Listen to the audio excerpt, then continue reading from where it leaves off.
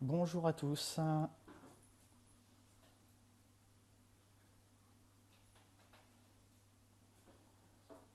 On va attendre un peu qu'il y ait du monde qui arrive.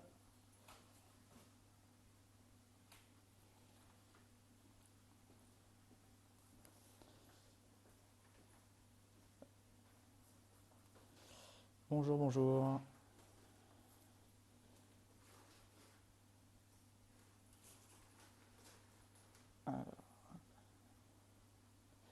Si quelqu'un peut me faire un retour sur le son, s'il est correct, et l'image.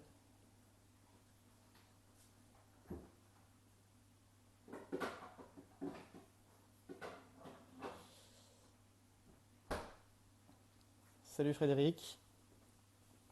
Salut Lilian.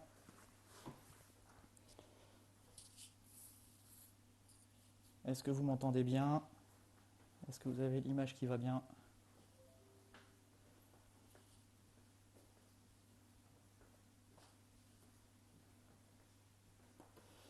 Bon, aujourd'hui on va faire un petit live sans prétention, sans prise de tête. Merci Lilian, j'ai vu, il paraît. Donc comme je disais, ouais, un petit live sans prise de tête, c'est histoire de présenter un peu le bac et la partie technique, parce que j'ai remarqué il y a quelques jours maintenant que quand j'avais mis des photos, il y avait pas mal de questions sur la partie technique, sur le fonctionnement, la maintenance que j'ai. Donc bah, ça avait l'occasion, vu qu'on a un peu de temps aujourd'hui, de vous présenter un peu ça un peu plus en détail, et puis bah, s'il y a des questions, on répondra bien entendu au fur et à mesure. Salut Jérém, salut Julien. Bon, je vous propose déjà de commencer avec un petit tour du bac qui est derrière. Donc 1200 litres, fait sur mesure. Allez, on y va. Hop. On va profiter qu'il y a la lumière blanche, sans filtre. Après, si vous voulez avec des filtres, je pourrais faire un petit retour.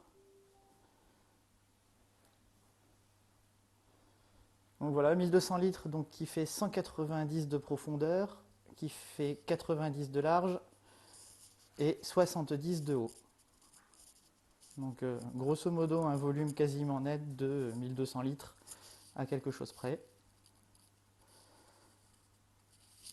Un bac qui a bientôt 2 ans à tourner, alors sachant que c'est un transfert depuis d'autres bacs que j'avais avant. Donc le tout est brassé par deux gyres 350 qui sont là sur le côté. Pour ceux qui me demandent régulièrement comment sont placés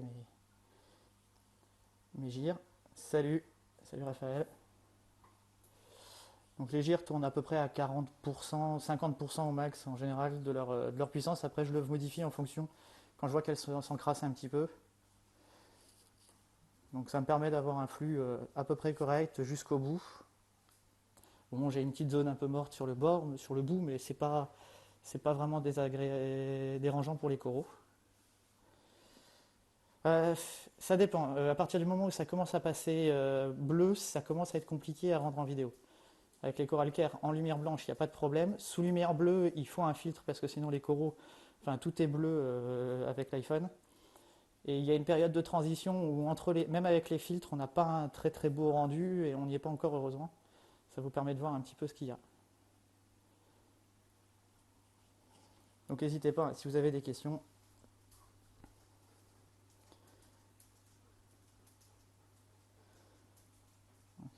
Mes petits derniers arrivés là, il y a quelques semaines maintenant qui commencent à bien se plaire.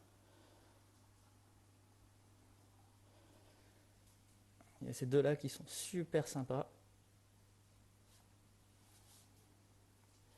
Le Golden Torch, hein, bien entendu. Le Scully.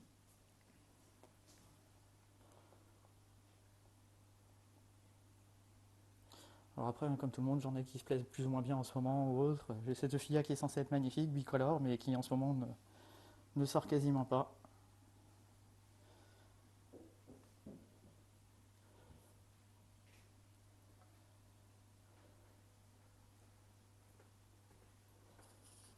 Hop, Au-dessus, j'ai un filet fait maison, très simple, hein, du filet Red Sea avec des cornières alu en alu anodisé, avec de l'époxy, comme ça au moins je suis tranquille.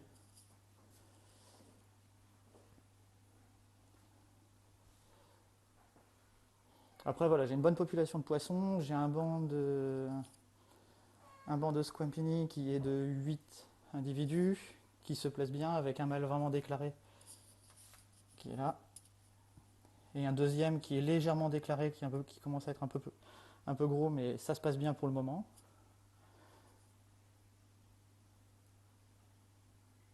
Alors, merci Mustapha.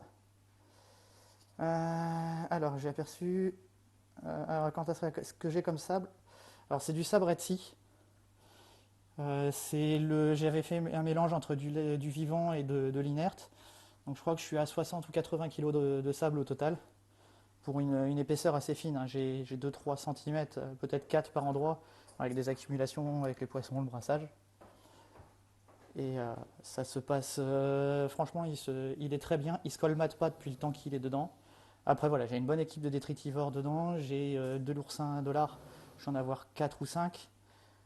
J'ai qu'une Arcaster typicus, et après j'ai pas mal de Nasarius. Après ça change un peu. Pour les dimensions, ouais, c'est ça, c'est ce que Jérém dit, donc c'est 190 par 90 de large par 70 de haut. Euh, Où ça le Joker? Celui-ci? Alors honnêtement pour la partie des coraux, sur tous les SPS, je suis pas un spécialiste des noms. Pour moi la plupart c'est Acropora SP, hein. M'en voulez pas, mais là-dessus je suis pas très très bon. Je pense qu'il y en a qui seront meilleurs que moi. Alors certains disent que c'est du Joker, d'autres pas, ça dépend des jours. Là il est bien vert avec les pointes bleues et un peu de blanc. Donc là ça rend pas forcément très très bien au niveau des couleurs par rapport à la réalité. Si vous voulez je vais essayer avec un filtre, au moins un filtre jaune, on va voir ce que ça donne. Je vais essayer ça.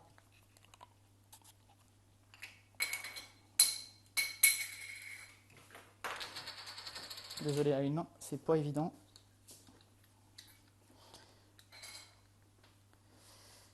Voilà. Ouais, Valida ou Joker, c'est un peu les différentes. Ouais, voilà. Là, on est plus proche de la réalité, de ce que je vois en couleur. C'est un peu plus, un peu plus pastel peut-être que dans la réalité, mais voilà, on n'est pas loin. Ouais, c'est ça, le SP, comme ça tout le monde est d'accord. Non, puis je préfère pas dire de bêtises parce que bon, quand on n'est pas, comme je suis pas à l'aise là-dessus, il y en a qui sont bien plus connaisseurs que moi. Je laisse ça aux connaisseurs. Alors concernant mon éclairage, hop, je vais vous faire voir. Donc c'est 4 Coral Care de 2018, en version 2016 du coup, qui tournent à 50% aujourd'hui de leur puissance. Alors là on est en descente, hein, bien sûr, mais au maximum je suis à 50%. Parce que j'ai fait des mesures de part et de pur il n'y a pas longtemps, et à la surface, à 10 cm de la surface, j'étais à 1500 au lieu des 600. Donc voilà, c'est pour vous donner un ordre d'idée, ça éclaire quand même vachement fort et faut les appréhender. Moi j'ai mis beaucoup de temps et les coraux allaient bien, mais végétaient un peu pour certains. Là ils sont quand même beaucoup mieux. Alors, Julien, ouais, je te fais voir les pompes. Donc mes pompes elles sont là. Voilà. On a une ici.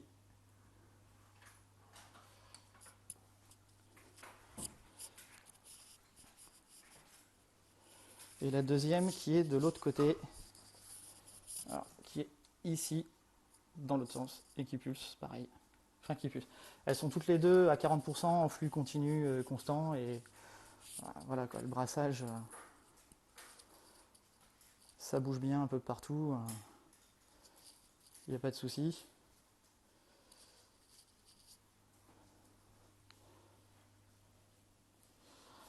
Oui, je passe devant, je vous avais pas fait voir, donc verre de 19 mm, hein, bien entendu. en extra clair, ceinturage haut, ceinturage bas, au moins ça bouge pas, ça reste droit. Bon, je vous propose, je vais aller faire un petit tour du côté de la partie technique. Salut Thibaut, je vais retirer le filtre, ça sera mieux. Voilà. Donc partie technique, elle est dans le garage. Vous allez voir. Alors la marque des pompes, c'est des GIR XF 350. Donc je rebascule. Hop. Donc voilà à peu près la partie technique que je me suis faite à force. Hein.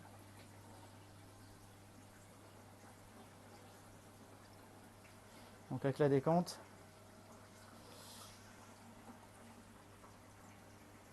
Salut Robert.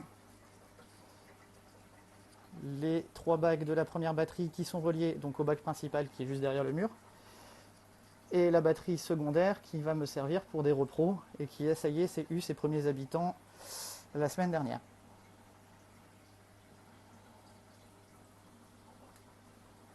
Merci Riri. Alors, la partie technique, hop, je vais vous faire voir. Hein. Moi, je suis un peu à la vieille école, entre guillemets. Je suis en méthode très simple. Donc, j'ai les 2 descentes réglées, une descente de secours, les 3 en 40. Je descends. Depuis quelques jours, j'ai remis du perlon pour filtrer un peu. J'avais quelques masses qui passaient, donc j'ai essayé pour éclaircir un peu l'eau, mais c'est pas quelque chose de forcément régulier.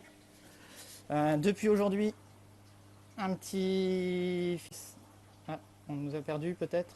C'est reparti peut-être, je pense. Donc un Aquaforest AF110 que j'ai depuis aujourd'hui. Salut Romain. Un Deltec, pardon, 2561 SC. Non, je ne suis pas un professionnel. Sorry. Un rack de chez Thunes. C'est le plus gros modèle, alors je ne sais plus la référence. Et ensuite, j'ai 2 pompes de remontée qui sont là, en fait. Donc, c'est 2 Thunes Silence de 5000 litres chacune.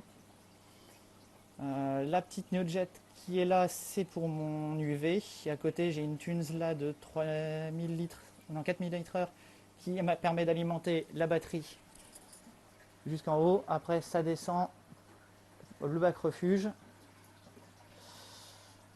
le bac à bouture. Et ensuite, un bac qui me sert un peu entre guillemets, de bac à bouture, stock de pierres encore que j'ai pas encore j'ai pas eu utilisé. Et j'ai quelques poissons. Les remontées sont assez silencieuses. Alors j'ai modifié un petit peu parce que le problème de mes remontées, c'est que j'ai deux remontées qui sont là en rigide et les vibrations des pompes remontaient dans le bac. Donc il y avait un léger bourdonnement, on va dire, de l'autre côté. Donc j'ai corrigé le problème avec des tubes silicone qui sont là en fait. Que j'ai essayé de mettre. Alors j'ai toujours des vibrations, peut-être un peu moins.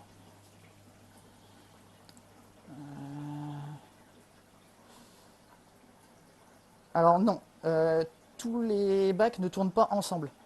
Donc j'ai les bacs, ces 3 bacs là comme je disais qui sont reliés via la pompe de remontée qu'il y a dans le bac, avec une pompe de remontée dans le bac spécifique. Après ça s'écoule en gravité tout bêtement, hein, vous voyez, j'ai l'eau qui arrive là, ça repart de l'autre côté, etc. dans chaque bac. Et ça retourne dans la décante au niveau de la pompe de remontée. Et hop, ça repart. De l'autre côté, en fait, cette batterie-là qui est, elle, spécifique, c'est le même principe, hein, je remonte et après je descends par gravité, à sa propre décante en dessous, avec un Deltec, tout bêtement, un chauffage. Pour l'instant, il y a un rack vide qui tourne, histoire de ne pas rester à l'arrêt, mais je ne sais même pas s'il va rester au final, ce rack-là. Peut-être juste pour le maintien du cache et paramètres en fonction, à voir.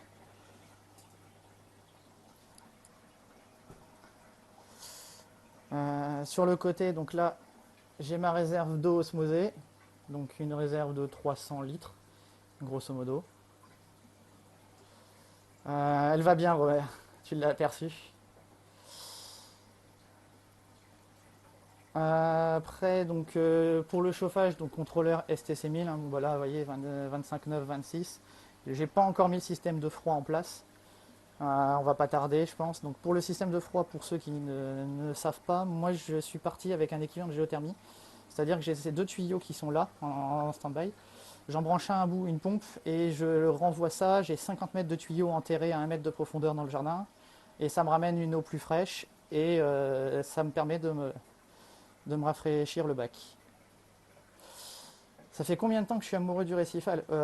Ça fait très longtemps. Après, ça va faire, on va dire, 6-7 ans que j'ai mis le doigt dans l'eau salée. Et depuis, j'ai pas lâché. Donc après, donc, le tableau électrique qui est là, hein, bien sûr, c'est pour l'aquarium en lui-même, hein. Le refuge mix avec des mous et des algues qui poussent, que je laisse se développer.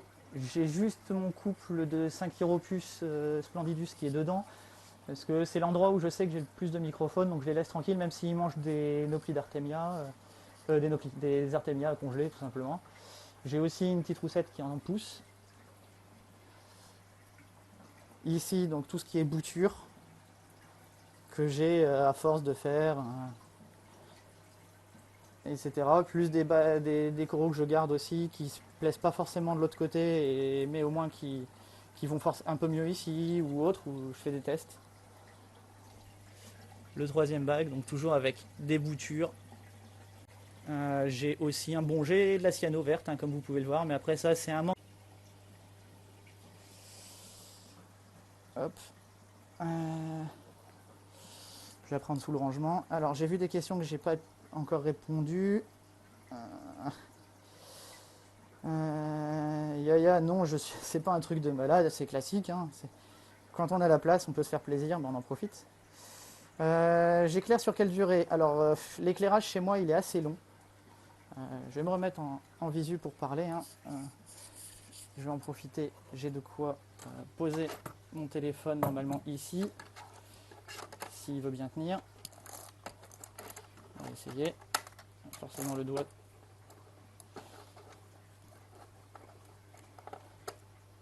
Voilà. Non, ça veut pas. Donc pour en même temps répondre en éclairage, grosso modo j'éclaire à environ tôt le matin. Je commence à éclairer à 7h et je finis à éclairer jusqu'à 23h. Parce qu'avec le travail que j'ai, je suis assez avec des horaires variables. J'aime bien profiter un maximum de mon bac, donc j'éclaire pas mal. Après, tout ce qui est refuge, enfin tout ce qui est partie technique, elle est éclairée sur une base de 10 ou 12 heures par jour. On pourra vérifier ça après si vous voulez. Je fais mon eau de pluie. Non, je fais mon eau de mer, je le fais pas avec de l'eau de pluie, mais avec de l'eau osmosée. En fait, j'ai mon osmoseur qui tombe dans la cuve technique, et enfin dans la cuve de 300 litres. Et après, c'est avec des systèmes chasse d'eau. La cuve alimente la batterie secondaire qui est là, et le bac principal, enfin tout le circuit principal. Je suis d'où? Je suis à côté de Rennes, en Bretagne. Tu brasses comment sur ton bac à bouture? Alors le bac à bouture c'est simple, c'est une gire d'un côté. Bah, je peux faire voir, hein. Hop. Donc c'est une gire qui pulse, qui est un peu trop grosse pour le bac, donc elle doit être à 20% de puissance. Et en dessous j'ai juste une tube qui pousse pour enlever les cochonneries sous la grille s'il y en a. Bon là voilà, il n'y en a pas beaucoup. J'ai eu un moment où il fallait que je nettoie, donc j'en ai profité il y a 2 semaines. Maintenant j'ai beaucoup moins de sédimentation, mais la sédimentation elle arrive surtout par les autres bacs, plus que par ce bac là où il n'y a strictement rien. Il y a 2-3 détritivores, c'est tout. À quand la boutique Ben Corail? Rêve pas Yaya, je pense pas que je ferai une boutique pour le moment, c'est pas ça qui me motive. Ouais, je brasse mon refuge Thierry, j'ai juste une petite tunes de 5000 litres qui brasse surtout vers la surface. Je brasse pour une simple et bonne raison, c'est que j'avais de la cyano qui se développait, bon j'en ai toujours, hein, mais également aussi une pellicule qui se formait un petit peu en surface, donc ça me permet de pousser un peu l'eau au moins. Mais c'est... Alors j'ai l'impression d'avoir des coupures, si vous voyez. Alors, Jacques, quel éclairage as-tu pour la partie refuge? Alors pour la partie refuge, je vais essayer de vous faire voir. C'est une petite, enfin une petite, une règle 120 cm LED de chez AIM que j'ai récupérée en occasion. Le refuge, je pense que c'est à cause d'elle aussi que j'ai de la cyano et certaines telles qui se plaisent pas, mais pour le moment c'est bien. À terme, je passerai sûrement sur de la réfugium de chez Thunes ou de l'éclairage horticole ou quelque chose comme ça.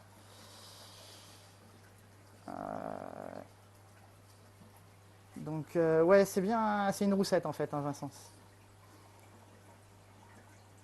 En pulse, oui, c'est les trois flèches. Les trois flèches, c'est-à-dire, je comprends pas là, Julien. Euh, c'est vraiment un truc de. Prochaine étape. Ah, alors, on va essayer. Je pense que si ça continue à couper, c'est parce que c'est dans le garage que j'ai des soucis. J'essaierai de passer. Je repasserai dans le salon, c'est pas grave, et puis on fera des allers-retours au besoin. Euh, Quel est le prochain? Le rêve, en fait, c'est un gros projet, mais qui ne se fera pas tout de suite, tout de suite. C'est un projet avec un grand bac de 3 ou 4 mètres de long, si possible, qu'on aimerait bien faire avec madame. Mais mixte, en fait, avec une partie récifale, avec typiquement un bac de 1200 litres ou quelque chose comme ça. Peut-être qu'on garderait en L, ou on ferait une partie avec les coraux, et les 3 ou 4 mètres de long à côté serviraient, elles, pour du fish only avec des poissons de rêve qu'on aimerait bien avoir. Mais après, voilà, c'est un projet qui est à plus ou moins long terme parce que de toute façon, il faudra sûrement changer la maison parce que là, on parle quand même sur des volumes beaucoup plus gros et j'ai pas forcément la place aujourd'hui de faire ça. Mais ouais, c'est un projet qui me plairait bien, c'est ou faire ça ou intégrer la partie, faire un grand bac pareil, toujours 3 ou 4 mètres, mais avec à l'intérieur plus ou moins une partie spécifique pour les coraux où les autres poissons ne pourraient pas venir. Donc on ne sait pas. Alors du coup, il y aurait forcément deux parties techniques, ça serait plus ou moins étanche, mais on voudrait éviter que ça se voit. On ne sait pas, c'est des idées, c'est des trucs un peu loufoques, un peu fous, mais bon, pourquoi pas. Après, si c'est pas faisable, on partirait sur deux bacs séparés, un de 3 ou 4 000 litres, voire plus, et puis un de 1 200 litres juste pour les coraux, et puis voilà. Alors, est-ce que je fais des changements d'eau? Et si oui, tous les combien? Et tu bouffes combien de sel? Alors, du sel par mois, je ne peux pas le comptabiliser parce que, en fait, je suis quelqu'un qui fait peu de changements d'eau. Je tourne à plus ou moins un changement d'eau par trimestre ou par semestre. Et en général, je fais 300 ou 400 litres. Et puis, c'est déjà pas mal. Après, ça va dépendre. Peut-être qu'il faudrait que je me mette à en faire plus. Mais du coup, en sel, j'en consomme pas énormément, énormément. Je tourne à un seau de sel peut-être par an ou deux maximum, quoi. Et encore, je suis même pas sûr d'utiliser les deux à fond. Ah oui, le logo, ok, je viens. Oui, je suis sur ce mode-là. Ça coûte combien en fonctionnement tout ça? Alors en fonctionnement, en eau, je pourrais pas dire parce que ça, on n'a pas encore on n'a jamais fait le calcul. Pour l'électricité, il me semble qu'on est à 120 euros, quelque chose comme ça par mois pour l'intégralité du bac et des deux batteries. Le live, oui, oui, je le laisserai dispo, il n'y a pas de souci.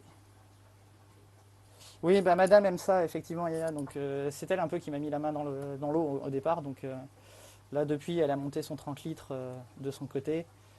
Elle va mettre des petites espèces bien sympas dedans et on va faire quelque chose totalement spécifique avec vraiment des trucs un peu particuliers, sans écumeur. Ça va être marrant, ouais. Je pense qu'elle fera suivre ça au fur et à mesure en photo de temps en temps ou je le ferai à l'occasion. Euh, Alors la roussette, elle est provisoire, hein, là-dedans. Très clairement, c'est un poisson qui ne restera pas dans le refuge ad vitam aeternam, hein, bien entendu. Elle va partir dans le grand bac une fois qu'elle sera parfaitement acclimatée et qu'elle se nourrira bien et qu'elle sera suffisamment grande.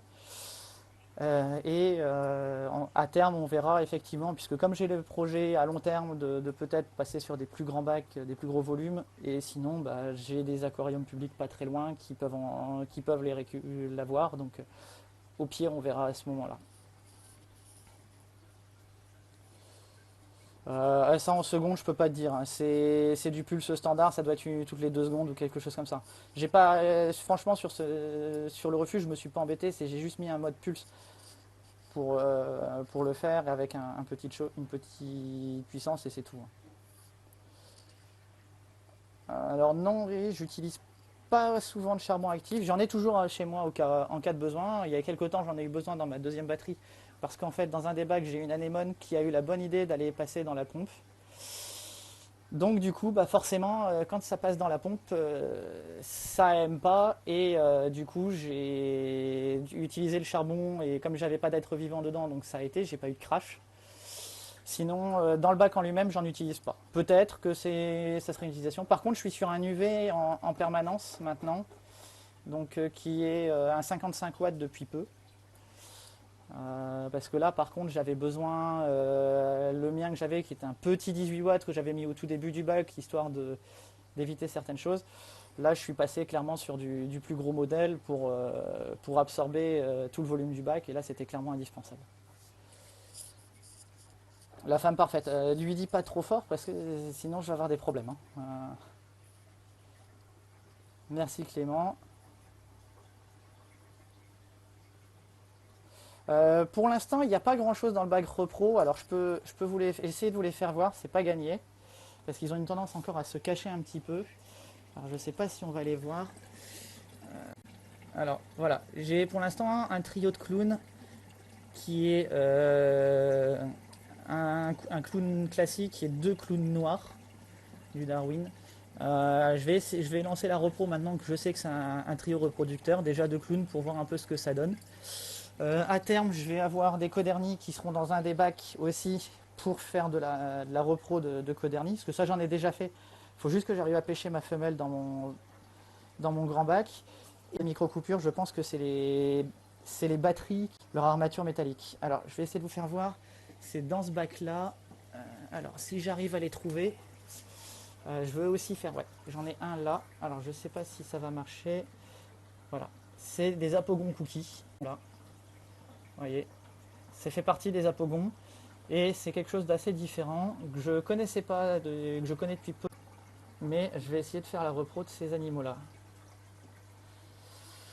La différence avec l'UV, honnêtement, donc j'ai toujours une eau limpide, il n'y a pas de souci. Tiens, pour ceux qui veulent voir l'UV, donc voilà, c'est pas une petite bête, hein. Pour vous donner une idée, j'ai grosso modo 20 cm et il fait bien ses 60 cm de long, voire 70. C'est un gros pépère, mais au moins ça tourne bien. Oui, Cyril, je confirme, ils sont très beaux, ils sont un peu peureux encore, mais bon, ils vont finir par s'habituer. Alors les Iptasia, oui, ça c'est un bon sujet. Mince. Je vais vous faire voir en fait. Sur ce bac-là, j'étais envahi dans mes coraux, j'avais pas mal d'Eptasia un peu partout. Parce que ça marche difficilement quand je m'approche des batteries, j'ai l'impression. Pour régler, alors forcément on va pas le voir, mais j'ai pris un Tomatosus. Il m'a fait un super beau boulot là-dedans. Donc du coup, ce que j'ai fait, c'est que je l'ai basculé récemment dans le refuge pour qu'il me nettoie aussi le refuge. Et à terme, je le basculerai ailleurs où je prendrai des crevettes Wandermani. Quelqu'un me dit que c'est planté. Est-ce que vous m'entendez toujours ou pas?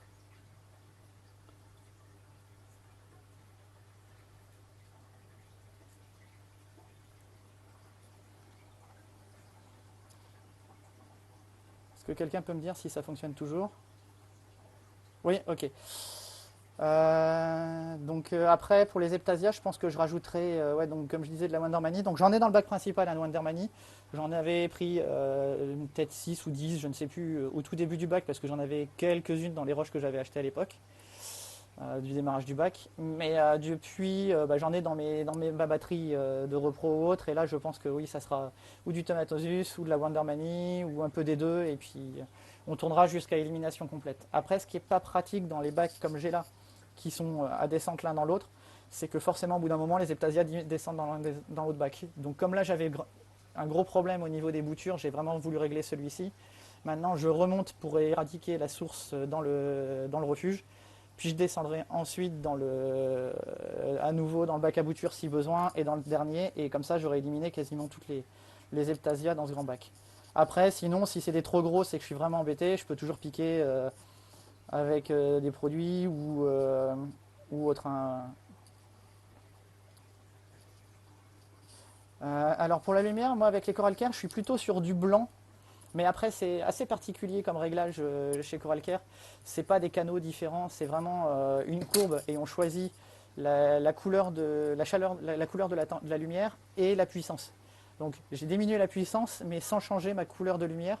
Donc je suis sur un avec le bleu à fond, on va dire, et le blanc aussi. Donc j'ai un aspect visuel proche du T5. Et c'est vraiment très très agréable. Visuellement, moi ça me convient bien et je sais qu'il y a pas mal de bleu. Après, bien sûr, j'ai ma phase bleue le matin, le soir, où je peux profiter aussi des coraux. Donc c'est pour ça que j'ai une grande amplitude d'éclairage sur mon bac. Après, ça ne me pose pas plus de soucis que ça sur les coraux, surtout depuis que j'ai diminué, je sens que les coraux vont quand même mieux.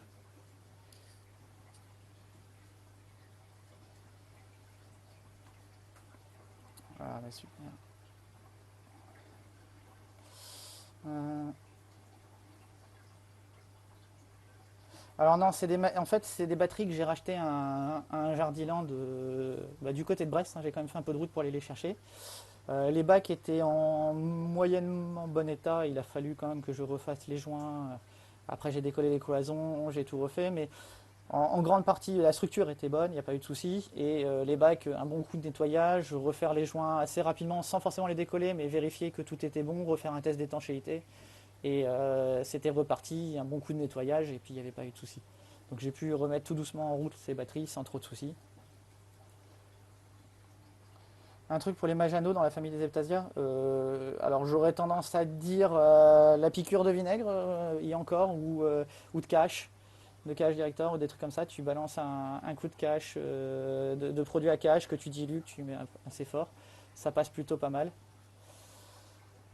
Chez Allemande pour les Eptasia, honnêtement, j'en ai un dans le bac principal hein, de chez Allemande, un Rostratus. C'est quand même un poisson assez sensible à acclimater et c'est pas forcément évident. Donc moi, pour les Eptasia, je ne m'orienterai pas sur ça. Après, le Tomatosus, c'est vrai que ça peut être un peu un coup sur deux. Après, à savoir que pour éviter qu'un Tomatosus n'y touche pas, il suffit de le pousser un peu à ce qu'il les mange, c'est-à-dire éviter de trop nourrir. Donc c'est sûr que quand tu as un grand bac et que tu nourris les poissons, il va se nourrir aussi et il va pas forcément du coup aller vers les Eptasia. Moi, je lui mettais juste un tout petit peu de congelé pour dire qu'il a un peu de nourriture, mais je le laissais se balader dans le bac et s'occuper des Eptasia. C'est comme ça qu'il m'a résolu le problème. Ouais, il y a un nudibranche qui les mange, mais je suis pas forcément. Enfin, après, c'est compliqué tous ces animaux spécifiques parce que le jour où tu n'en as plus d'Eptasia, ça meurt. C'est quand même pas, c'est pas le but de notre passion, d'avoir juste un animal pour s'en débarrasser à la fin. Ou alors, faudrait pouvoir le rebasculer à quelqu'un, etc., etc. Mais bon, ouais, Robert, tout à fait. Ça aime bien les Eptasia, mais aussi les polypes. Alors, j'ai de la chance, moi, mon Rostratus n'y touche pas. Il ne touche à aucun de mes coraux, donc je suis quand même plutôt peinard. Là-dessus, j'ai pas de souci. Salut Laurent. Qu'est-ce que je pense des vers de vase? C'est pas terrible. En eau de mer, il faut éviter. C'est pas forcément ce qu'il y a de mieux en aliment. Les animaux n'ont pas l'habitude de manger ce genre de choses. C'est trop de fer. Et en plus, comment dire, c'est pas assez nourrissant. Des vers de vase, dès que tu les rinces, en fait, tout ce qui est nourrissant quand il est congelé, il part dans la flotte. Donc ça sert plus à rien. Il reste plus que, il reste plus grand chose. Après, moi je donne plutôt du mysis congelé et de l'artémia. Je mets un peu de mélange. Je mets des algues fraîches de temps en temps pour les chirurgiens. Et après, je mets de temps en temps, là j'ai acheté de quoi faire j'ai acheté des moules, des crevettes, un peu de tout. Je vais faire un petit mix avec ça. Il y a du calamar. Je crois qu'il y a même peut-être quelques Saint-Jacques. Enfin, voilà. Je vais faire un mix comme ça. Je vais rajouter du mysis, de l'artémia. Je vais mettre des algues dedans pour les végétariens et je vais préparer ça en petits cubes pour pouvoir leur donner. Qu'est-ce que t'as? Ouais, le problème des tomatosus avec les LPS, c'est connu que ça peut taper aussi les LPS, donc il faut y faire attention. Moi, c'est pour ça que j'ai des bacs où il n'y a pas de LPS quasiment là où il est. Bah, j'ai vite regardé, comme je n'en ai pas beaucoup et que c'est des bacs faciles à voir et qu'il n'y a que lui, je sais tout de suite si mon LPS il est attaqué par le tomatosus, donc j'aurais pu les décaler. C'est la possibilité que j'ai, c'est de pouvoir beaucoup basculer mes poissons, mes coraux avec la quantité de bacs que j'ai. C'est le gros avantage, hein.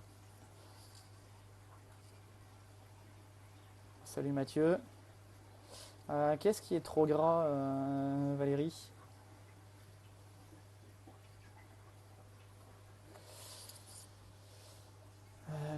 Tous les tous les zoanthus? Ouais, bah, c'est possible aussi. Après, voilà, je sais que c'est un poisson un peu à double tranchant avec tout ce qui est coraux. Donc c'est pour ça que je l'ai eu tout petit dans le bac à bouture et que j'ai laissé faire. Donc je vais pas forcément le conseiller à quelqu'un quand il a son bac rempli et que il a plein de beaux coraux et qu'il a 3 heptasias. S'il y a 3 heptasias, franchement, il vaut mieux les piquer plutôt que de prendre des animaux pour, ou alors à la limite une ou deux crevettes et ça va fonctionner nickel, quoi. Après, à savoir que les Wendermani, c'est pareil, quand on donne beaucoup à bouffer, elles récupèrent aussi la bouffe, elles sont contentes de bouffer et du coup, t'es tranquille. En fait, il n'y a pas de solution miracle, hein. Faut essayer de trouver, faut trouver la bonne solution, faut trouver le bon poisson. Il y a des tomatosus qui touchent au coraux, d'autres qui ne touchent pas. Donc bah, après, voilà, c'est comme les anges, hein. J'ai 2 anges, j'ai un loricula et un bispinosus. Les deux, je surveille, je sais très bien que potentiellement ils touchent à un ou deux SPS ou LPS. Et puis voilà. T'inquiète Mathieu, c'est prévu, il va partir, il va aller dans le plus grand bac quand il sera un peu plus grand. J'attends qu'il finisse son acclimatation. Là, ça commence à faire quelques mois, mais j'aimerais bien qu'il mange autre chose que du mysis. Et le problème, c'est que enfin madame plus exactement, est très compliquée. Elle ne veut pas toucher autre chose que du mysis congelé. Dès qu'on lui donne de la crevette ou du calamar ou de la moule, ou enfin peu importe, elle attrape et puis elle recrache et puis elle s'en va. Donc c'est pour ça. J'attends qu'elle passe à autre chose. Salut Manu. Donc après, si vous avez des questions, hein, sur la technique ou si vous voulez voir des choses en particulier, n'hésitez pas, hein. J'ai pas forcément fait tout le tour des choses.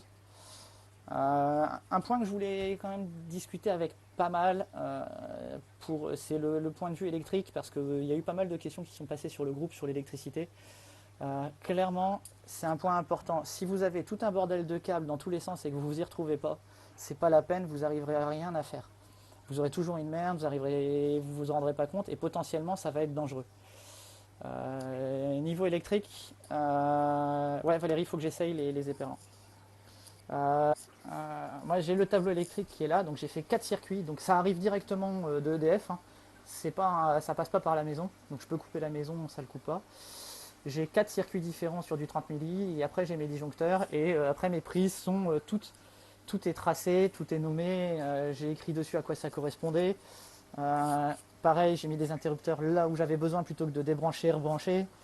Tout est nommé, au moins quelqu'un qui vient dépanner chez moi sait quoi faire. Et au moins ça, ça permet d'éviter tout risque. Parce que c'est tout con, mais s'il y a une pompe qui crée un mot, moi il y a quelques temps, je me suis pris du 220. Dans un de mes bacs, je me suis pris du 220, j'ai fait sauter le 30 milli. J'ai coupé que le circuit. Alors là, pour ceux qui veulent voir aussi, ici, ça c'est les Ibiza, là, les circuits. Elle me sert uniquement pour l'éclairage de mes deux batteries. Elle est sur un minuteur qui est lui raccordé au circuit électrique. Et là, elle me sert juste pour avoir des interrupteurs pour éclairer, pour mes éclairages. Point. Un peu comme une multiprise. C'est juste pour me simplifier la vie. C'est pas, pour moi, ça, c'est bien, c'est une multiprise avec des interrupteurs. C'est pas un système de protection de circuit électrique complet. C'est pareil, sur cette deuxième batterie-là, j'en ai un derrière là-bas, à côté. C'est uniquement pour avoir des interrupteurs. Derrière, c'est un circuit séparé avec un différentiel, un disjoncteur, et je suis peinard. Alors non, j'ai pas d'onduleur ou de batterie. À terme, il va y avoir un nouveau boîtier qui va arriver au-dessus, où je vais mettre un sélectionneur de source et une prise en fait, et j'ai un groupe électrogène en fait en cas de besoin, en cas de nécessité, et je vais prévoir de quoi aller brancher directement le tableau et j'aurai juste à basculer. Donc il y aura une coupure du bac, mais le temps de démarrer le groupe électrogène et de basculer le bac dessus. Après le groupe électrogène que j'ai, c'est un basique, donc l'électricité n'est pas redressée, n'est pas stable. Donc je vais mettre effectivement un onduleur ou un redresseur ou quelque chose en fait entre lui et, et mon arrivée pour éviter que tout ce qui est électronique ait des soucis. Oui et non, avec des disjoncteurs, en fait, il y a plus ou moins un fusible qui est là, mais enfin, c'est pas terrible. Et puis, à savoir que si lui saute, c'est toute la ligne qui saute. Donc, si vous avez toutes vos pompes de brassage, votre chauffage, vous allez avoir des problèmes. C'est pratique quand on a un petit bac, hein, je vais être honnête, hein, quand j'en ai eu un sur un petit reefer 250 qui était branché sur la prise de la maison, enfin de l'appartement, ça c'est suffisant. Effectivement, il n'y a pas besoin de s'embêter à faire une installation électrique de ouf. Par contre, quand vous commencez à faire des bacs avec toute une installation avec toute une installation électrique, surtout des gros volumes, enfin, quand vous êtes chez vous, vous avez un 1000 litres ou même 500-600 litres et que vous avez la possibilité, clairement, il faut protéger son circuit et le mettre à l'abri. Parce que vous faites pas gaffe, vous avez un circuit dans la maison qui claque pendant que vous êtes au travail, vous perdez votre bac. C'est quand même, ça peut être quand même dommage. Enfin, perdre, pas forcément, mais vous aurez quand même une coupure. Moi, c'est pareil. Enfin, j'ai tout doublé ou quasiment. J'ai deux pompes de remontée. Elles sont sur deux circuits différents. Et comme ça, au moins, je sais que si je fais disjoncter ça, je ne fais pas disjoncter la deuxième pompe. Donc, j'ai toujours une circulation d'eau. C'est pareil, mon chauffage, s'il saute, il n'y aura que mon chauffage qui va sauter puisque je l'ai mis sur un disjoncteur séparé. Comme je vous disais, je me suis pris un coup de jus il y a quelques temps sur la batterie qui était vide pour l'instant. J'ai un ami qui est venu apporter des roches, il me dit il y a un peu de jus dans la batterie, j'ai posé la main en touchant la structure métallique, je me suis pris du 220, j'ai fait sauter le 30 milli et j'ai eu le coup de jus dans tout le bras, ça fait mal. Mais par contre, oui, moi déjà ça m'a protégé et en plus je n'ai fait sauter que cette batterie-là parce que la batterie entière, c'est un défaut pour l'instant que j'ai pas encore connu, mais elle est sur une seule arrivée. Donc, ce qui fait que si ça saute, c'est tout qui saute dedans. Donc potentiellement, je peux tout perdre sur elle. Mais comme il n'y avait pas d'habitants pour le moment, c'était pas grave. Mais j'ai fait sauter du coup sur le bac. Il y avait avec, je crois, si je dis pas de bêtises, j'ai fait sauter un éclairage sur les quatre et juste le chauffage. Voilà. Donc l'écumeur continuait à tourner, les remontées, le brassage, tout fonctionnait, j'avais pas de soucis. C'est tout con, mais il vaut mieux prévoir que d'avoir un souci. Parce que le jour où ça saute et qu'on revient après avoir passé un week-end de 3 jours et ah mon bac il est tout froid, il n'y a plus d'éclairage, tout est mort. Enfin, on investit quand même des sommes, je pense, tous assez importantes dans nos bacs. C'est une passion qui est dévorante. Ça serait dommage de la perdre juste pour un petit accident. Donc voilà, après, c'était un petit aparté électrique.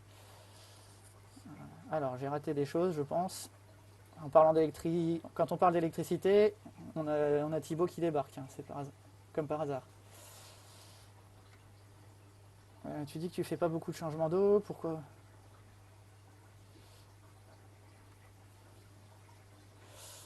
Alors tout le monde dit qu'il faut faire des changements d'eau. Honnêtement, j'ai fait un test ATI il y a quelques temps parce que j'avais des problèmes. Ça peut arriver, je commençais à perdre des coraux, je ne comprenais pas vraiment. Je me suis dit au début c'est les phosphates ou autre. Non, j'avais ma salinité qui était trop basse. Problème de manipulation du réfracto. Bêtement, il s'était déréglé tout doucement. Et, enfin, il s'était déréglé. Non, il n'était pas forcément déréglé, c'est moi qui ne l'utilisais pas comme il faut. J'avais une fâcheuse tendance à l'essuyer proprement, mais au final, ça laissait une pellicule de sel. Donc, à l'échelle d'une goutte d'eau, forcément, j'avais 2 ou 3 points de salinité qui étaient trop bas. Après, au niveau des tests, honnêtement, j'en fais un peu plus qu'avant depuis quelques mois à force de discuter avec certains, entre autres avec Alexandre, Thibaut, Julien ou Jonathan, mais je ne suis pas systématique là-dessus. J'observe mes coraux, je regarde ce qui ne va pas et puis en fonction je fais. Et comme j'ai fait mon test ATI, en fait, à part la salinité qui était, qui était trop basse, mes phosphates un peu hauts, mais ça je le savais déjà, le reste était bon. J'avais presque rien sur le reste, un tout petit peu de manque peut-être de strontium, mais pas grand-chose. Donc voilà, un bac, il ne faut pas oublier que c'est une stabilité à avoir. Faire des changements d'eau à tout va, on va forcément au bout d'un moment, si on y va trop, on en fait trop souvent ou de trop grosse quantité, on peut aussi faire dévier les paramètres à cause de ça ou cacher quelque chose. C'est pas le but, il faut essayer de trouver des solutions aux problèmes et pas les cacher.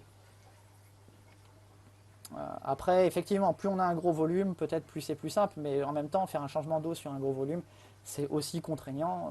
Il faut sortir des bidons de 200 litres, voilà, faut avoir la place pour le faire. Moi, j'ai la chance d'avoir le garage, donc je fais tout tourner dans le garage, et puis c'est vite fait.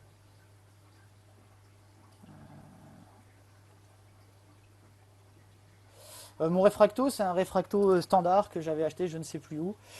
J'ai pas eu de. Il fonctionne très bien, je l'ai depuis plusieurs années, j'ai pas de soucis. C'est juste que un truc tout con à faire, c'est que moi je le rangeais toujours proprement, essuyé nickel, il était aucun problème. Sauf que je le rinçais pas à l'eau douce avant. Résultat, bah, quand on essuie avec un chiffon, c'est comme le verre d'un aquarium, quand on l'essuie, il y a forcément juste une trace de sel, un dépôt de sel, et c'est ça qui me faussait ma mesure. Et effectivement, du jour où j'ai commencé à l'entretenir mieux et que j'ai fait mes réglages, depuis, j'ai plus jamais un souci.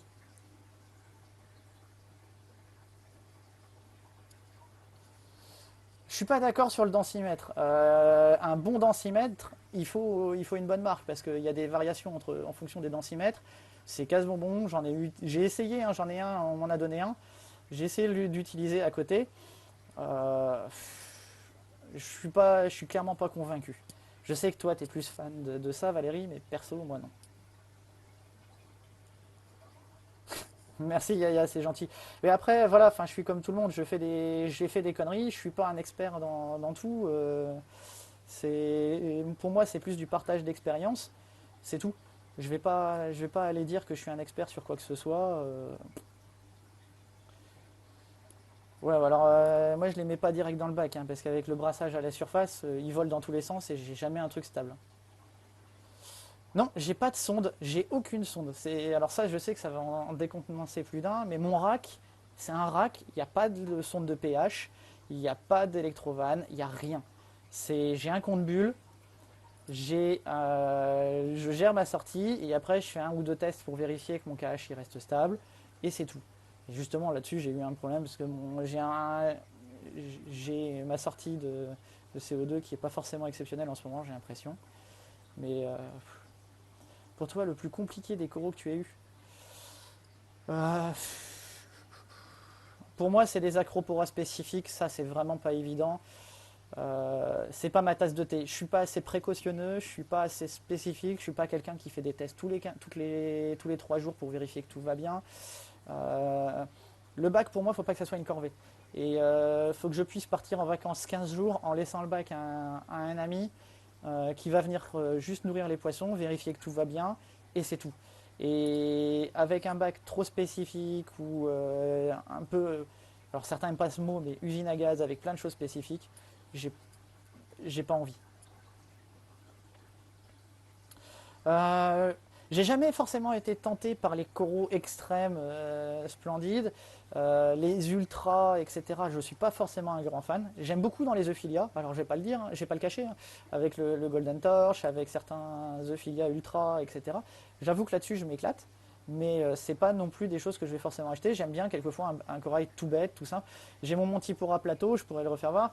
Il a eu un petit coup de nécrose au milieu, mais c'est une de mes pièces préférées. Mon Plérogira, qui est quand même assez simple, euh, il se plaît superbement bien et tout va bien.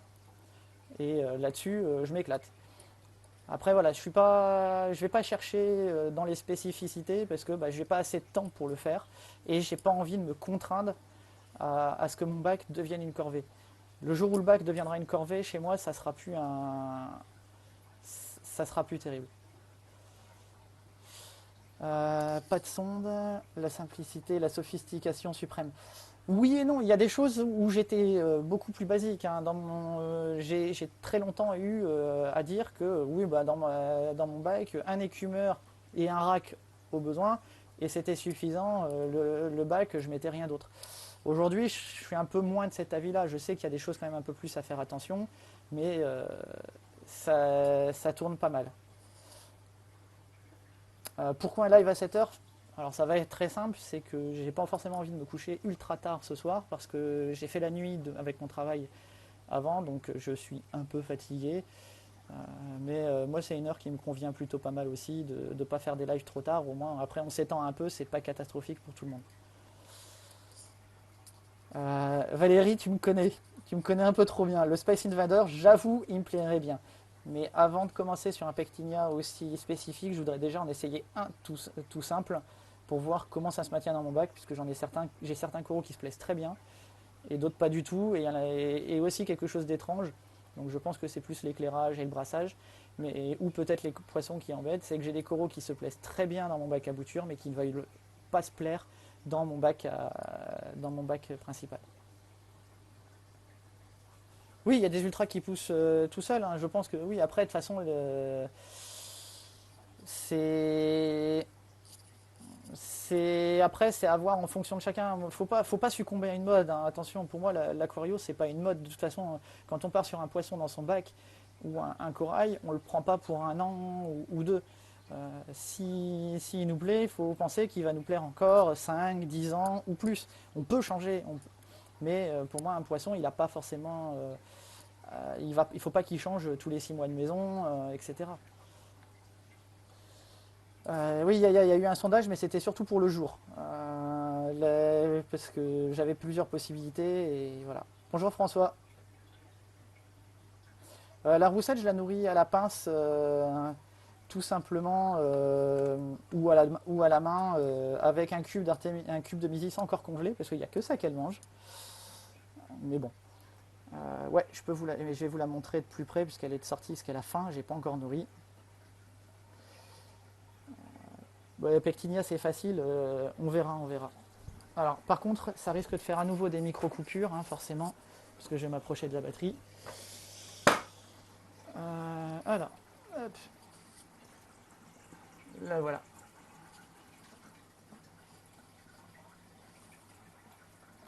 Et je sais pas si on peut voir, mais j'ai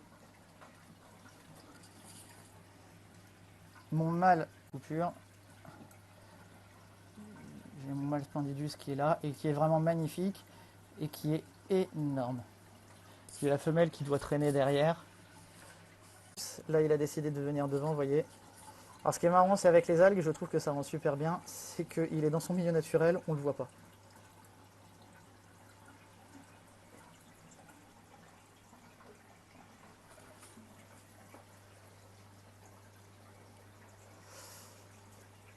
Poisson préféré, j'aurais tendance à dire peut-être l'impérator, même si j'en ai jamais eu parce que je sais que je ne peux pas mettre ça dans mon bac. Et tenez, je vais vous faire avoir un des corails tout bête, si je veux bien. Alors forcément, je peux pas zoomer. Très bien dans ce bac-là, de même que le trashy qui, bon là, fait un peu la tête, mais qui se plaît pas trop mal dans ce bac-là, et qui de l'autre côté ne se plaise pas. Par contre, je repense à tout à l'heure, j'ai... euh, on va aller le revoir. Tac. Tenez, tant que j'y suis, pour ceux qui voulaient voir l'osmose, là, qui me parlait de l'osmoseur, vous voyez, hein, tout bête, un 5 étapes. Et là, je vais en faire enrager certains. C'est si je le lance et que je vous fais voir ma sortie d'eau, là, ça va crier. Là, ça part directement dans la réserve. Et pour l'instant, je suis à 9. Mais je pense qu'il va monter un peu, voilà. Et après, il redescend. Mais en général, je tourne aux alentours des 6-10. Après, bien sûr, toujours un petit peu de matos, hein. Il faut toujours avoir un peu de stock.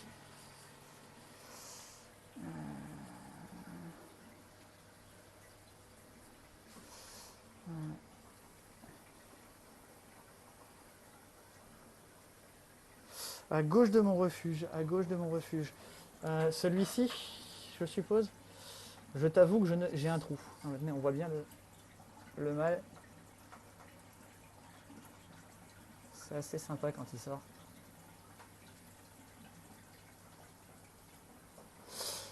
Quel âge mon Splendidus? Honnêtement, je sais pas. Je l'ai depuis quoi, 6, 7 mois, un an peut-être dans le bac là maintenant. Bac à bouture, ah oui, tout à l'heure on parlait d'éclairage en haut, mais j'ai pas parlé. Là, c'est des rampes roller à draw, tout ce qu'il y a de plus simple. Ah, merci Lilian, c'est ça. Zéolite, jamais utilisé, je pourrais pas vous dire. Bon, allez, je vais vous refaire voir un peu le bac principal. Je pense qu'il est un peu passé. Il a commencé à se bleuir un petit peu. Ouais, c'est ça. Et là, vous allez voir que il va falloir les lentilles. Parce que là, forcément, on se rend plus compte vraiment des couleurs. Et vous voyez, mon Tipura, donc je vous disais, là où je suis assez fan, c'est simple. Mais voilà, c'est une pièce qui fait allez, 30 cm de diamètre. Je vais essayer de passer avec la lentille jaune, on va voir ce que ça donne. Voilà. On est plus proche des couleurs véritables. Mais là, on est dans la période de transition dont je parlais en début de live, qui n'est pas forcément très pratique en éclairage et qui rend pas forcément. Un poisson aussi que j'adore, le Scarus koi, pour ceux qui me demandaient dans les poissons que j'aimais bien. C'est un poisson vachement fun, je trouve. Et en plus, un perroquet qui mange pas les coraux, donc c'est pratique.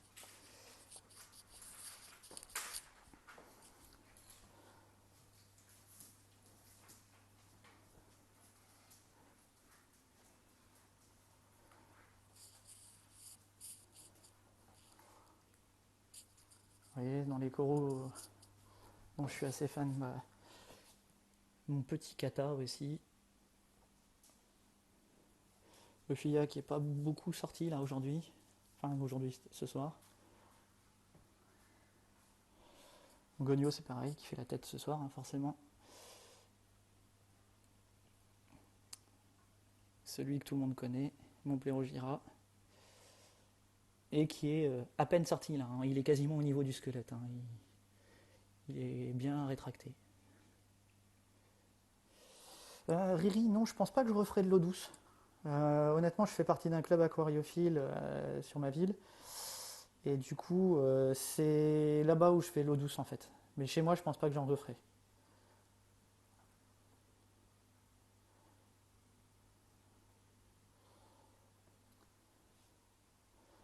Ouais. En écumeur, c'est un Deltec 2561, si je ne dis pas de bêtises, ou quelque chose comme ça. Ouais, c'est ça, 2561 SC.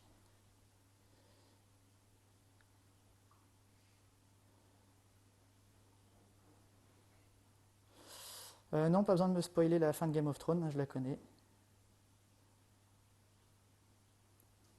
Et vous voyez les 90 cm de profondeur, enfin de large. C'est génial, on a l'impression d'avoir un bac. Non, pas forcément moins passionnant, mais quelque chose qui m'attire plus en fait, l'eau douce. J'ai pas réussi à accrocher plus que ça quand j'ai mis un peu les mains dedans, et je suis très vite passé à l'eau de mer et je le regrette absolument pas.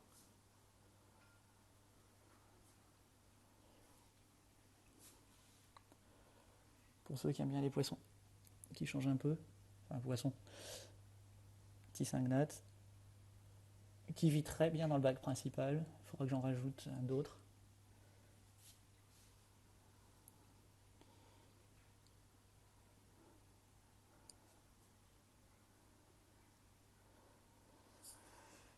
Comment je fais pour avoir un bac aussi propre et aussi blanc, un sable, pardon.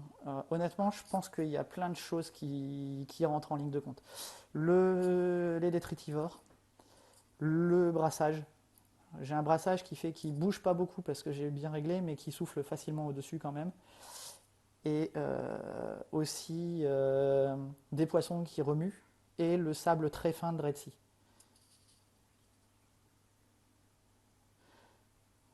C'est c'est quelque chose qui fait, je pense, parce que j'ai eu des sables un peu plus épais, j'avais du détritivore, mais ça colmatait quand même un peu. Et là, c'est tranquille. Non, j'ai pas de Valenciennes. J'ai un petit Gobidon, j'ai perdu le nom, mais je pense que certains trouveront facilement. Mais qui bouge pas beaucoup plus le sable que dans cette zone-là. J'en ai un autre qui se cache juste là dans les roches. Et après, c'est surtout mon couple de Bipartitus et un autre, et le labre jaune qui est forcément pas qui est forcément planqué à ce moment-là. Voilà.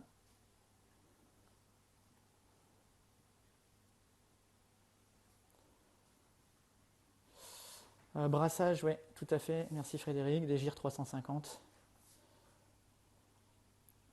Ouais, il va falloir que je les nourrisse. Il va falloir que je sorte le congelé et que je les nourrisse parce que là, ils ont faim. Paramètre NO3 PO4. La dernière fois que j'ai fait des mesures, donc ça date d'il y a, il faut que je regarde le papier, au 1er mai. J'étais. Nitrate, j'ai pas fait, mais généralement je tourne aux alentours de 5. Et en phosphate, j'étais un peu haut, j'étais à 0,21. C'est pour ça que j'ai mis le filtre, le FLF avec de la résine.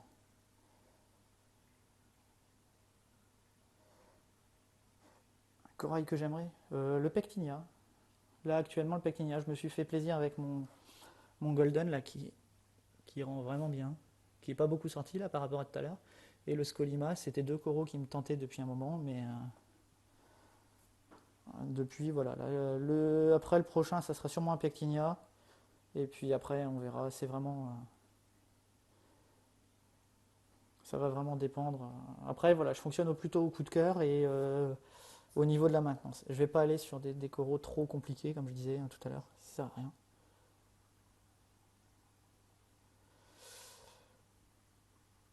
Pour la phosphate, j'utilise la Fauna actuellement qui fonctionne pas mal, quoi.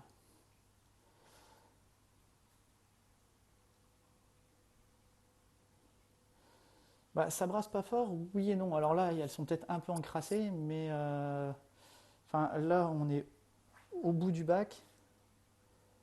C'est suffisant, hein. De l'autre côté, où j'ai des euphilia, pour moi, c'est largement suffisant. Ça fait son office.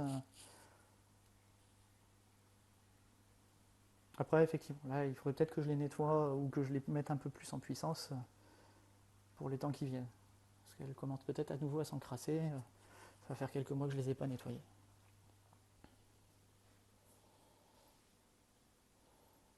Oui, je suis bien peuplé en poisson, effectivement. En poisson, j'en rajouterai pas. Je suis complet, ou alors c'est vraiment des, entre guillemets, des petits poissons un peu fun, des cingnades, des choses comme ça. Ouais, tiens, pour ceux qui veulent aussi voir un peu, on n'aperçoit que le corps, hein, forcément, mais c'est la murène qui est là.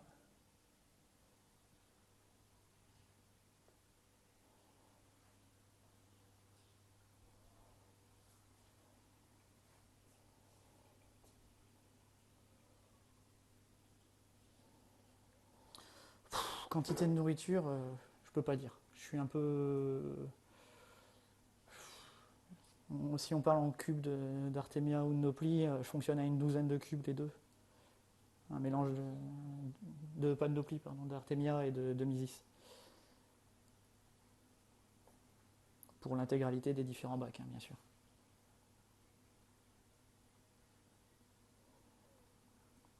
Ouais, moi aussi j'adore François, c'est top l'escarus. Et là on voit encore sous lumière bleue, on se rend pas bien compte de sa robe, mais elle est magnifique. Enfin, moi c'est quelque chose qui me fait rire et c'est un poisson vraiment fun et qui vient sympa. Oui, j'ai un filet. J'ai mis pour éviter, parce que j'ai un Magnifica et je voudrais éviter qu'il saute.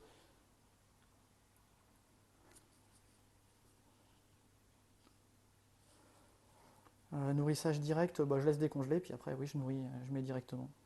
Enfin je rince quand même maintenant. Avant je rinçais pas forcément, mais pour essayer de descendre un peu, voir si ça corrige un peu au niveau des phosphates ou pas.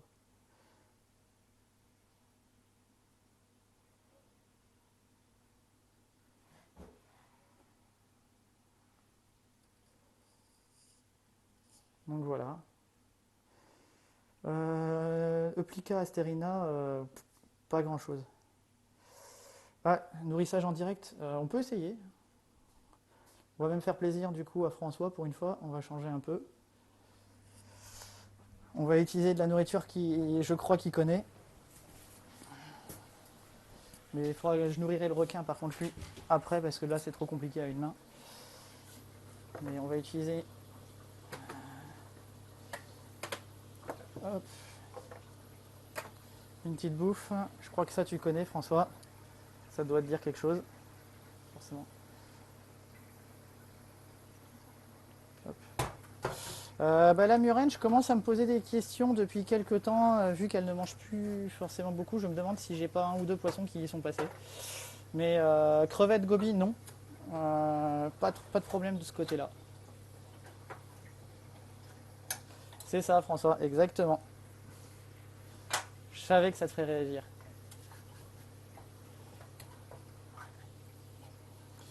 Hop.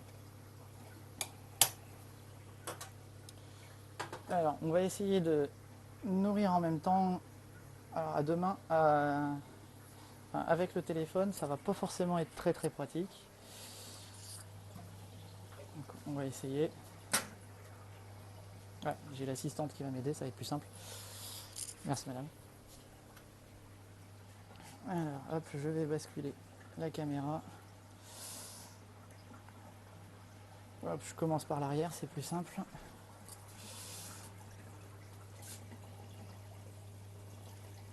Après, vous voyez, c'est à la louche, hein. Enfin plus exactement la petite cuillère. Mais c'est assez fan.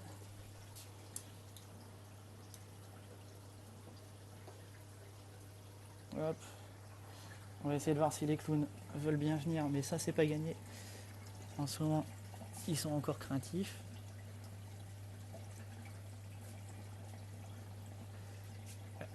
Vous voyez, ils viennent pas forcément, j'ai l'impression qu'ils sont peut-être au fond, mais on va aller nourrir dans le grand bac. Hop.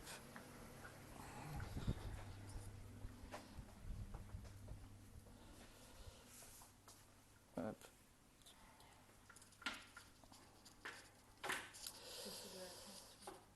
Hop.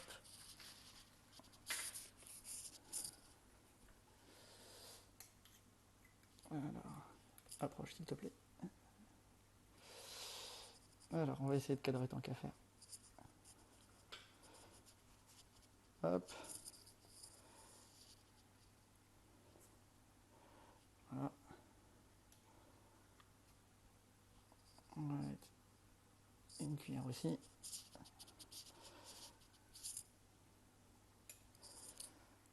Voilà.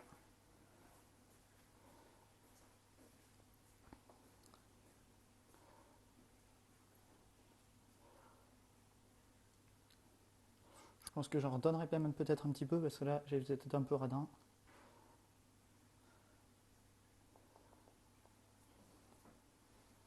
Ouais, bah, faut qu'ils s'habituent les clowns, je pense. Bah, à partir du moment où ils vont se rendre compte qu'ils sont vraiment tout seuls dans le bac, ils bougeront peut-être un peu plus. Et là, ce qui est pratique, c'est que tous les coraux en profitent en même temps.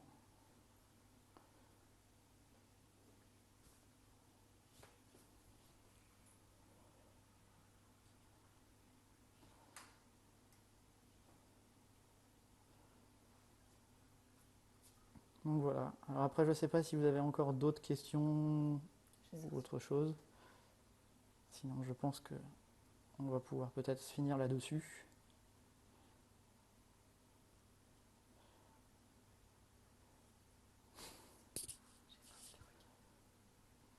Donc, ouais, Madame me dit qu'elle a sorti le requin. Donc, est-ce que ça vous motive, à la limite, qu'on essaye de lui donner à manger en live? Enfin, c'est vous qui voyez, hein, si ça vous tente ou pas.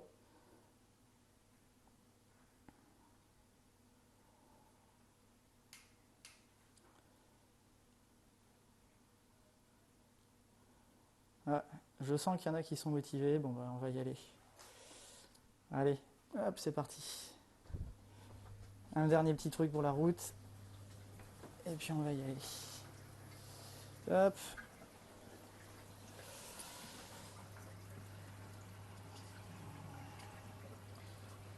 Alors, hop.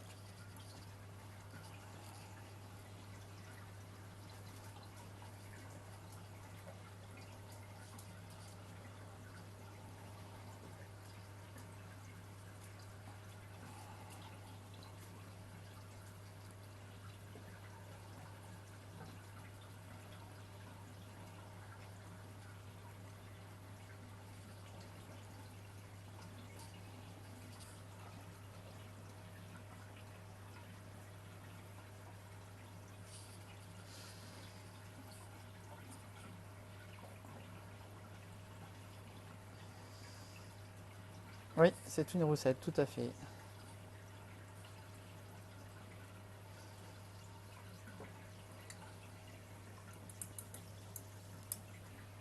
Hop. Elle attend le deuxième, elle sait qu'il y en a deux.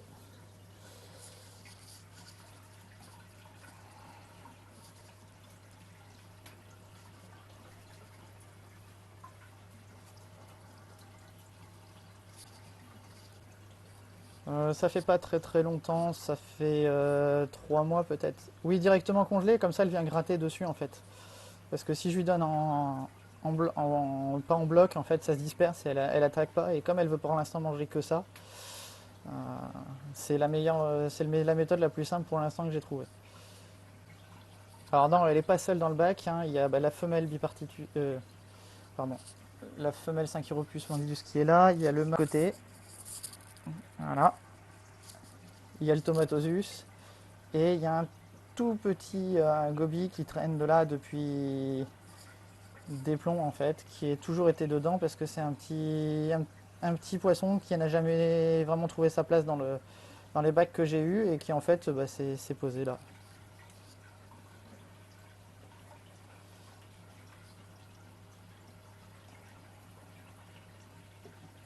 Et voilà. Taille maxi de la roussette, 1 mètre à peu près. Grosso modo, on va dire.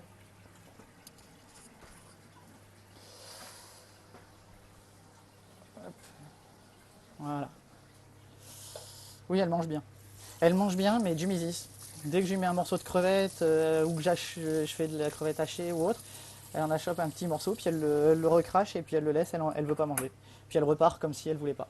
Et dès que je mets du misis, hop, ça débarque. Donc j'ai essayé de mélanger un peu, faut que je vois. Je vais essayer différentes techniques jusqu'à ce qu'elle veuille bien manger quelque chose.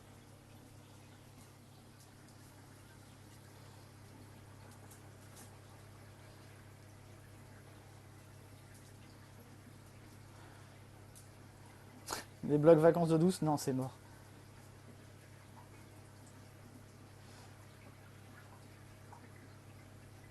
Tu préfères quoi, les bacs à verre blanc ou une autre couleur? Ah, en couleur de verre.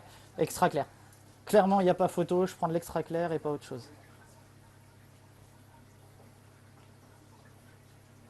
Alors, Yaya, je vois ton commentaire, décongeler, mettre dans une épuisette. Non, parce que déjà, elle, la mettre dans une épuisette, le problème c'est que dès qu'elle s'inquiète, elle vrille dans tous les sens et elle s'accroche dans le filet. Et là, c'est une catastrophe. Et comme c'est un stress et que c'est un poisson qui a besoin de bouger pour respirer, je veux éviter. Enfin, de bouger. Qui a besoin d'éviter, elle se bloque les branchies. Non, non. Éperlant, pas encore. C'est la prochaine chose que je vais essayer. J'ai franchement essayé pas mal de choses coq, moule, calamar, moule, crevettes. Tu vas faire quoi après? Bah, comme je disais, hein, le projet qui nous tente très bien, c'est un 3000 litres avec en même temps à côté un 1000 litres, enfin la même taille grosso modo que pour les coraux et un 3000, 3-4000 litres pour avoir des fish only avec des gros poissons. Nourriture, c'est du misis, hein, ce que je disais. Non, je ne l'ai pas pris dans l'œuf, je l'ai pris juste après son éclosion en fait. Euh, Quelqu'un qui avait ça, qui avait pris un œuf pour se faire plaisir dans un magasin et je lui ai qu'il l'avait du coup qu'il demandait et puis voilà. Ouais, c'est un projet. Ouais, 3000, ça serait marrant, ça serait sympa.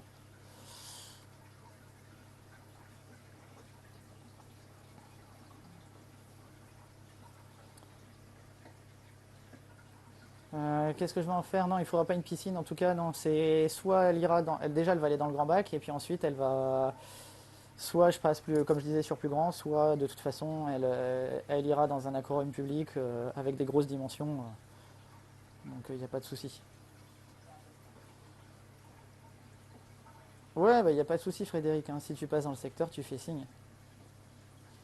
Ouais, Madame partage la passion, ça aide. Bah, faut reconnaître que la maison, le projet du bac a été conçu avec les plans de la maison, hein, de toute façon. On a réfléchi aussi sur les plans pour mettre en place. Salut Frédéric. Bah, c'est à là qu'on arrive. C'est con, j'ai fait voir ton bac en vidéo. Ouais, Frédéric qui est avec nous là, qui est la personne qui a fabriqué mon bac, hein. De la vie en bleu, pour ceux qui pourraient se demander. Donc voilà. Euh, je pense qu'il n'y a plus, il y a plus l'air d'avoir beaucoup de questions. Du coup, cette fois-ci, ça va être la bonne. Je pense qu'on va vous laisser. Ah, taille du bac principal, 1200 litres. Et quasiment en volume net, hein, à peu de choses près, puisque j'ai 2 cm sans eau, quoi.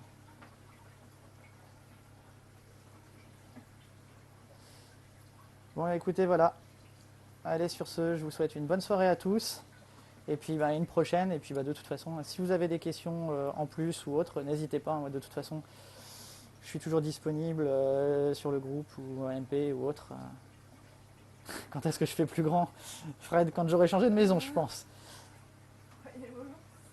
Oui, Erwan, tout à fait. Tout est relié au niveau. Enfin, tout, non. La batterie principale est reliée au bac et j'ai la deuxième batterie qui a sa propre décante. Voilà. Ouais, sur ce, bonne soirée à tous et puis bah, à une prochaine. Ciao, bye bye.